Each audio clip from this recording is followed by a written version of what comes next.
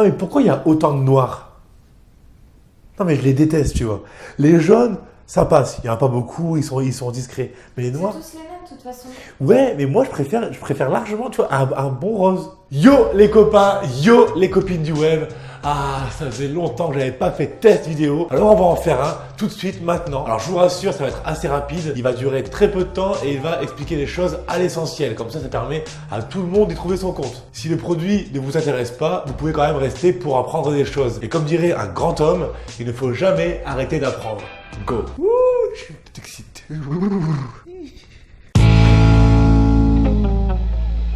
Les caractéristiques.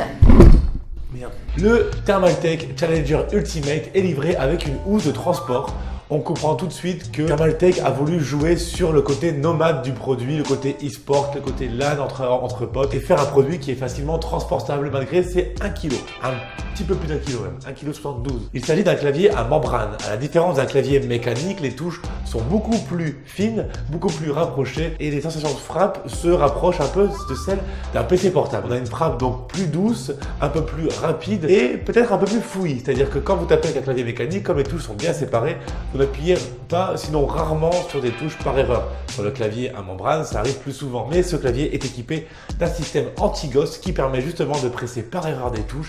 Et ça, c'est vraiment cool. Bien que toutes les touches ne soient pas concernées, c'est le cas de la plupart des touches, en tout cas des combinaisons les plus utilisées et pour lesquelles on fait le plus d'erreurs. Les touches sont bien sûr rétroéclairées, comme se doit d'être les touches d'un bon clavier gaming aujourd'hui, et c'est paramétrable via un logiciel intégré au packaging. Sur les côtés gauche et droit, on retrouve deux rangées de touches macro. Les touches macro vous permettent de programmer des actions particulières en appuyant sur une touche, c'est-à-dire qu'en appuyant sur n'importe laquelle, vous déclenchez une combinaison. Par exemple, j'appuie sur la première et ça me fait CTRL W et avancer. Ça permet de mettre en pratique des stratégies que vous avez fait auparavant et donc d'optimiser votre façon de jouer, que ce soit dans un RPG en solo, que ce soit dans un FPS compétitif ou n'importe quel jeu de stratégie, n'importe quel jeu que vous voulez. Et ça, c'est bien.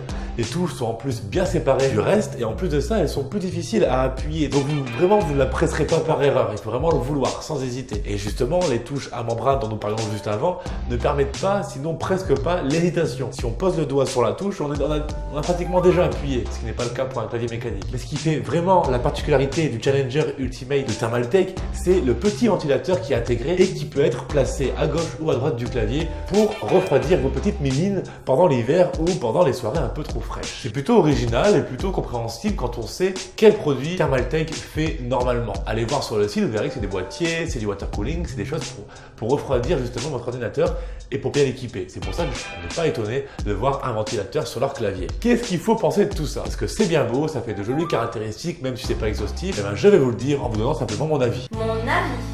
Ce serait pas mon avis peut-être? Son avis. Alors, mon avis, c'est que le clavier est bon. On est sur un produit correct, même plus que correct. Le seul problème que j'ai trouvé, c'est que l'appui des touches est vraiment très sensible par rapport à un clavier mécanique. Donc il faut forcément s'adapter à ça. Il m'a fallu quand même plusieurs jours le temps que je passe de l'un à l'autre. Aujourd'hui, je peux aisément utiliser un clavier mécanique et un clavier à membrane sans problème. Mais encore une fois, ça m'a demandé du temps. Ce que j'aime vraiment sur ce clavier et ce qui fait la plus-value de ce dernier, c'est qu'il est super silencieux. Alors certes, le ventilo dont je vous parlais est un peu gadget. Je pense qu'il est là juste pour faire un peu valoir la marque qui, à la base, fait des boîtiers et des accessoires justement de ventilation. On peut le voir avec le clavier ou même la souris qu'ils ont sorti qui est ventilée. Ce ventilateur a l'air bien sympa, mais il est beaucoup trop bruyant. Et par rapport à l'aspect silencieux du clavier, ça fait vraiment bizarre. Alors pour moi, je pense qu'ils l'ont juste mis histoire de faire quelque chose d'original, alors qu'au final, moi, je l'ai enlevé tout de suite parce que le bruit était vraiment infernal, puisqu'à la base, je cherchais un produit qui était silencieux, qui a l'intérêt de mettre un petit gadget qui fait beaucoup trop de bruit. Mais vous pouvez, somme toute, brancher sur les ports USB qu'il y a derrière votre propre ventilateur que vous aurez acheté sur eBay, par exemple, à 5 € à peine. Contre, passer ce petit défaut qui n'en est pas vraiment un, le clavier est vraiment robuste. Il est un peu lourd comme on l'a vu, mais il est robuste, c'est-à-dire qu'il a l'air vraiment solide. Alors, c'est rassurant d'avoir une sacoche pour le transporter, c'est encore plus rassurant de savoir qu'il va pas facilement se casser. J'aime son design compact et ergonomique. J'aime également son côté personnalisable, bien sûr. Sa mémoire interne pour stocker ses profils, mais également sa housse de transport. Et enfin, j'aime malgré tout les accessoires fournis, sauf peut-être le ventilateur. Par contre, ce que j'aime moi, c'est qu'il faut une certaine adaptation pour s'habituer au clavier. Et également le ventilateur un peu bruyant, ce qui est complètement paradoxal. Mais globalement, c'est un très bon clavier et je vous le conseille.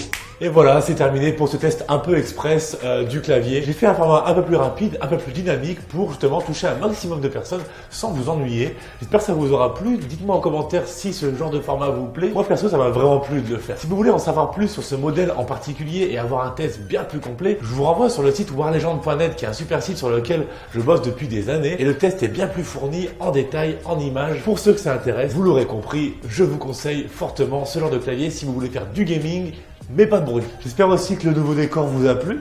Il faut savoir que je pense faire d'ici peu un room tour quand j'aurai terminé un peu tout ça, quand j'aurai isolé le son, parce que vous avez entendu qu'il y avait un peu de réverbération. Quand j'aurai terminé un peu la déco, on fera un petit tour et puis vous me direz ce que vous en pensez. Malheureusement, même si l'appart est vraiment sympa, la connexion, elle est vraiment pas. On s'est un peu embrouillé là, ça allait pas du tout. Elle s'est mise à 800 K/s, elle s'est braquée, j'ai fait oh. Un effort, elle s'est mise à 1 ms/s, c'est le maximum que je puisse avoir. Donc malheureusement, je ne sais pas si ce sera aisé pour moi de faire des lives. On va tenter peut-être ce soir. Pardon, je mets la vidéo demain. Ah oui, si je dis ce soir alors que la vidéo elle est demain. On va tenter, peut-être hier, et puis vous m'aurez dit ce que vous en avez pensé.